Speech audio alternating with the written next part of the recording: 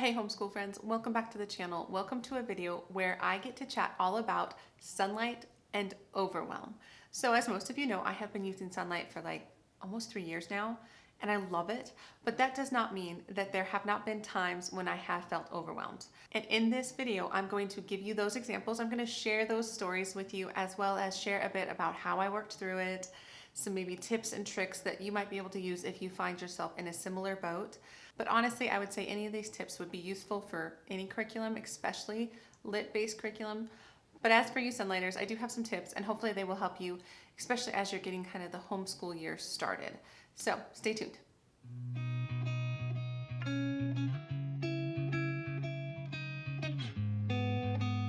So hi, my name is Angie. Welcome to the channel, or welcome back to the channel. And like I said, we are going to be talking all about Sonlight and Overwhelm and how those two things can sometimes go together, but they don't necessarily have to. And honestly, I would say my overarching tip, because I have lots of tips in this video, but my overarching tip would involve a mindset shift, like how I view Sonlight and how I use it to achieve my goals instead of using Sonlight to achieve like Sonlight's goals, which is what it feels like sometimes when we are very tied to the curriculum. And so I feel like that's kind of the first big overarching tip that I have. But let's just hop into some of my examples of when I have felt overwhelmed with Sonlight. The first one, and probably the biggest one, I want to start with this in case you don't make it all the way through the video, but the thing that has hung me up the most with Sonlight has been which level? Like, where do I start? How can I like plan it out throughout eternity, right? Like, I feel like I want to see where this goes. And I think that can be good. I actually made a whole video about long-term homeschool planning. I think that can be good. I think if you hold it loosely, it can be good. And I think that's what I always say, but I don't always do that, right? I feel like I know that, but sometimes I get really hung up on that. And I think where I have struggled the most, especially with Sonlight levels, is I really like kind of the big vision where you have the history, Bible, literature portion, and then you have like the readers, and the readers start tying into the history at level D. And they tie in so that what your kids are reading to themselves, what you're reading out loud, what you're reading for history, it all kind of intermixes. I mean, not everything is historical. There's some more fun reads in there, but a lot of it is, and I love that. I feel like anytime that has happened in these lower levels, it has been amazing. And so like, I feel like I was kind of hung up on like, okay, well, I need to get my kids so that they're both ready for the D program, the level D. And I want them both ready for history, Bible, literature, as well as language arts. And I think that's the part that would get me, is that I have kids that are close in age, mind you. So this actually almost could be feasible for my family because my oldest two are only 16 months apart. And so I think I was like trying to envision and trying to figure out how I could get my daughter, my second born, to be at the same level as her brother so that when we get to level D, it all works out magically, right? That's what I wanted, and that's what I was like trying to strive for and worrying about. And I think that's where it kind of, I fell off the holding it loosely idea, is that I was trying to set her up or even maybe push her too hard in order to land her on the level I wanted her to be at the time I wanted her to be at that level. And I think I have learned this lesson fairly well, is that I can hold it a lot looser than that. In other words, it will be okay. Say we get to level D, and my son is ready for the language arts D, but my daughter is not, it'll be okay. I could have her do a lower level. I could have her do language arts 4 and maybe read some of the readers, or maybe not read the readers, or maybe she'll be ready for the readers, but not for the creative expression or the writing. So there's lots of scenarios, but I think once I was able to see that like, it doesn't have to line up perfectly. Like I don't have to fit my kids in the box of the Sonlight levels. I can fit the Sonlight levels into where my children are at, and I can use the levels I need when they are ready for them instead of me worrying about getting them ready for those levels. Does that make sense? I think that was where a lot of my stress was coming from, was I was trying to get her ready or push her or get her to a certain academic level so that my whole plan would work, right? Well, that's not working, and that has never worked, and I have pretty much let that go. But I'm still using Sonlight HBL, I'm still using the language arts. I still love the program. I'm just now looking at it from a different angle, if that makes sense. So I feel like this is an area where people will get hung up a lot. And my best advice is to honestly look at where your kids are at, where they are academically, where their skills are at, especially when you're talking language arts, for instance. But you can use that same logic for history and science as well, because there's times when maybe the topics are too advanced, too mature, too complicated if it comes to science. Sometimes it just took too big of a step and they're not ready for that science. Or the history just is hard. I mean, there's some hard things in history and they might not be ready for it. Even if they are at the age level that is in the brackets for that program, maybe your child is more sensitive or whatever it is. I feel like I had to learn this lesson with my kids and I'm in a better spot. That doesn't mean that I won't fall into this ditch again, but I feel like for me, realizing that I don't have to tie it all together. I kind of love the idea of doing language arts D with history, Bible, literature D, but it doesn't have to. Even Sonlight says you don't have to. It's not like the best ever. It's cool, and there's some things that really could benefit your child, but it doesn't mean the richness of the education you're going to give your kids is less if you don't line them up perfectly. So that's really the first thing that was kind of a big overwhelm for me for Sonlight and kind of caused me to have a bit of paralysis and push my daughter too hard and then be like, well, maybe this language arts just isn't for her, instead of paying attention to where she's at and using the level that's appropriate for her, and then finding she does great and she flourishes when I pick the level that works for her. So I don't know if that has ever been an overwhelm for you, but it definitely was for me. That was probably my biggest one because I'm a planner and I like to be able to see things lined out, and I just needed to be more flexible. So that's number one. Number two is what happens if I get behind or miss a day. That sounds like it should not be a big deal, right? That sounds like I'm making too big of a deal out of that. But sometimes I feel like it's a psychological thing. You look at that grid and I want to finish that grid in the week. That's kind of the expectations of the program, is to like just get through all that stuff. Well, what happens if on Wednesday my kids are sick? Or what happens if on Thursday I am just having a mental health day and I really would do better to not be their teacher that day, but to be their mom? You know what I mean? If you ever have those days where I know I will be short with them and I know I will not be the teacher I want to be with them, is I tend to lighten those days. I'll do just read aloud or history or maybe just math, but not language arts or something. I usually still do a little bit because routine is good for our family. But on those days when I know that I'm not at my best, sometimes I'll lighten the load. But then you look at your schedule and you're like, I'm not marking off all the days. How do I keep up? How do I keep up with this schedule? And it feels that way. So you're not alone if you feel that way, because I feel that way. But I have to talk to myself and remind myself that obviously the schedule's not in charge of me. And it's like, you can say that and it's like, I know that, but I still feel that way when I look at the schedule and I feel like we didn't get as much done as I wanted to in this particular week, and I've already lined out my yearly plan. I know we should get to week 36 come the end of May or whatever it is, right?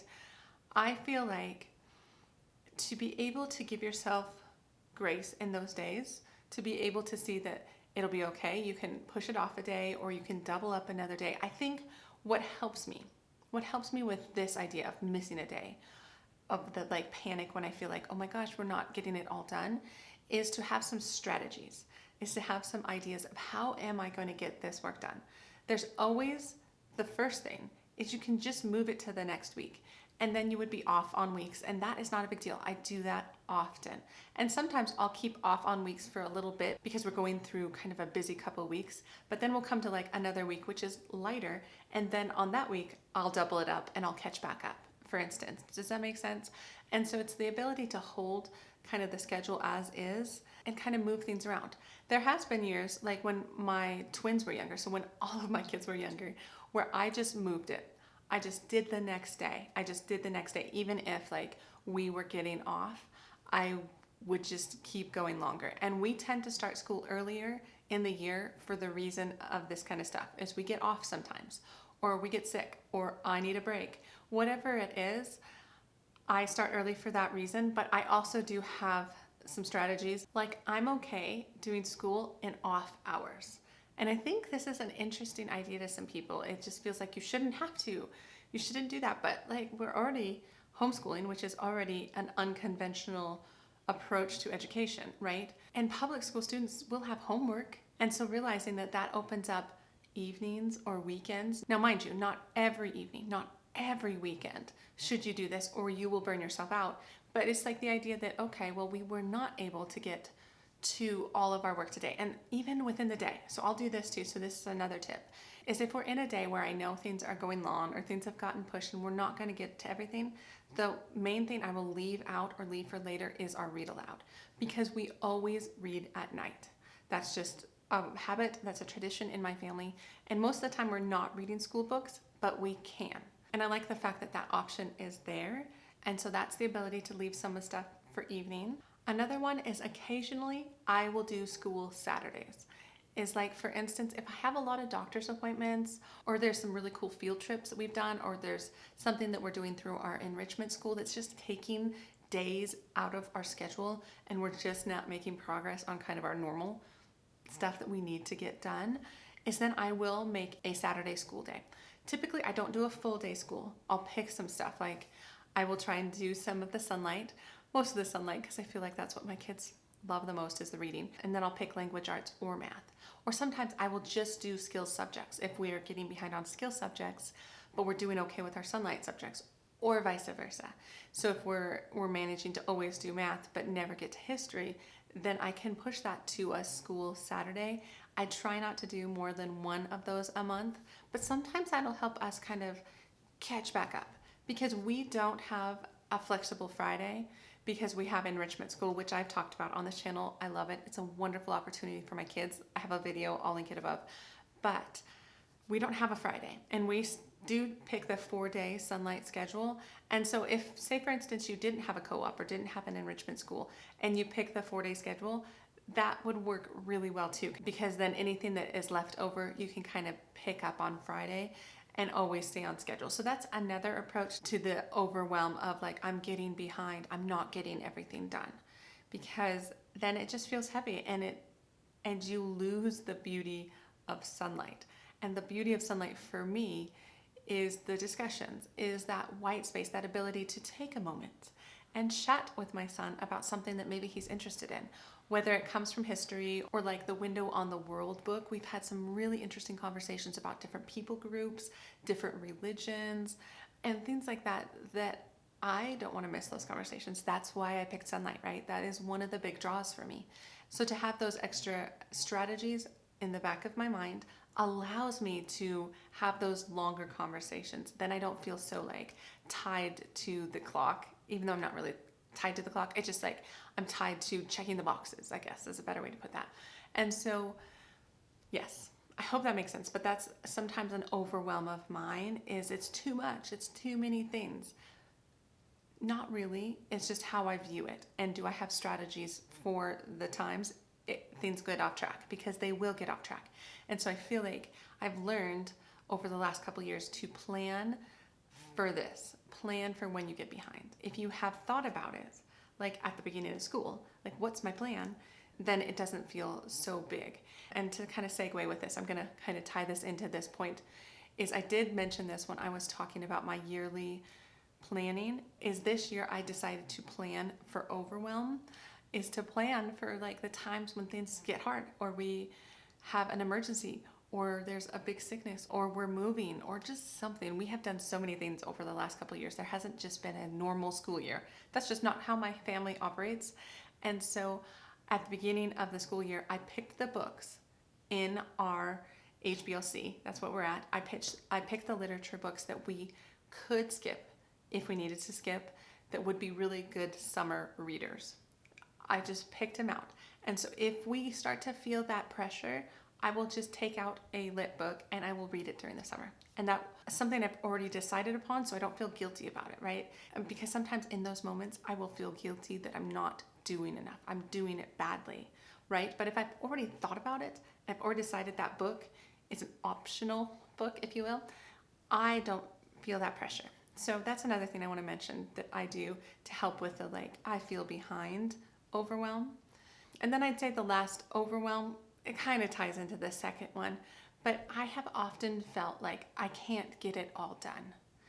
And again, the strategies from the last point, but it's a little different in that I can't get it all done. So when I feel this way, and I have totally felt this way, I have to remind myself that Sonlight is written in a way to catch a lot of different learners. It is enough information to still satisfy those really advanced learners. There's still so much there. There's such a richness to the Sonlight program that advanced learners will have enough. But if your learner isn't advanced, what I do like about Sonlight is then I try to remind myself to view it like a buffet. You don't have to partake in all of it. And maybe my child and myself would not feel well if I partaked in all of it, right? If I tried to get it all done, if I tried to cram it all in, if I tried to do it all perfectly, like I must do the map work this way, I must do the timeline book this way, and if I'm not doing the timeline book to this exceptional level, then I'm not doing good enough, right? And I feel like we all need to let that go, myself included. There have been times when I will be like, I'm doing a bad job of scripture memory. That one is kind of the one that I always come back to. Or I'm doing a bad job with the map work.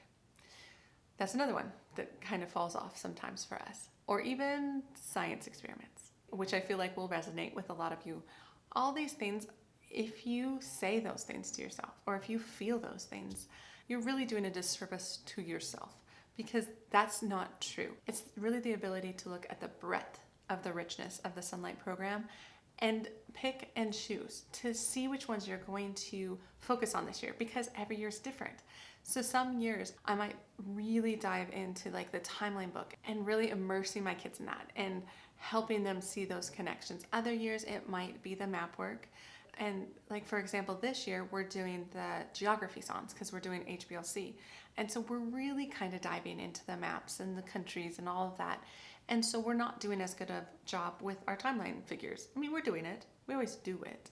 But it's not as rich as it could be. But that's okay, because I have chosen this year to really focus on the countries of the world and getting that breadth of knowledge, just how big the world is. You know, I want that to be kind of a central theme for our school year for this year.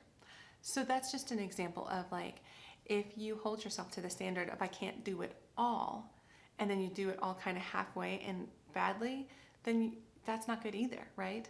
And so it's the ability to view what Sonlight has given you and pick and choose to the extent that it is still like covering what you need to cover. Obviously, you can't just not do some of it, but you can do it differently, or you can adjust it, or you can know that you're not going to do it well this year, but you have the intention of like really rocking it next year in that subject. And so I feel like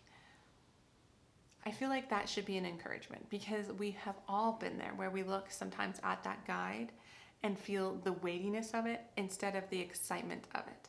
And you feel like this guide is somehow judging me that I didn't mark off every box or do it all perfectly. And like I said at the beginning, it really is that mindset switch where you can say, no, how am I using this amazing program for my individual kids, for our specific year of life that we are living? And how am I doing it to the best of my ability, with joy, with white space, the ability to still have those awesome conversations? And I think those are the things that remind me that, yeah, I'm doing great.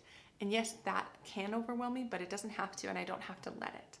And so I hope some of those examples of how over the last couple years Sonlight has overwhelmed me at different times, and how I've been able to really combat some of those belief systems and be able to use the Sonlight program and just be so excited about it. And so I hope this has helped you. I do want to end this with resources, because honestly, I don't come up with all of this stuff myself. I am a regular watcher of the Sonlight YouTube channel. I know they also have blogs and various ways of getting information to people. I like video format, obviously, but I really enjoy watching all of their stuff. I'll even go back if I'm feeling really kind of glum about things. I'll go kind of back couple years, and I'll watch some of the videos on the Sonlight YouTube channel where it's like the helps and hacks, or maybe it was a summer online conference kind of thing.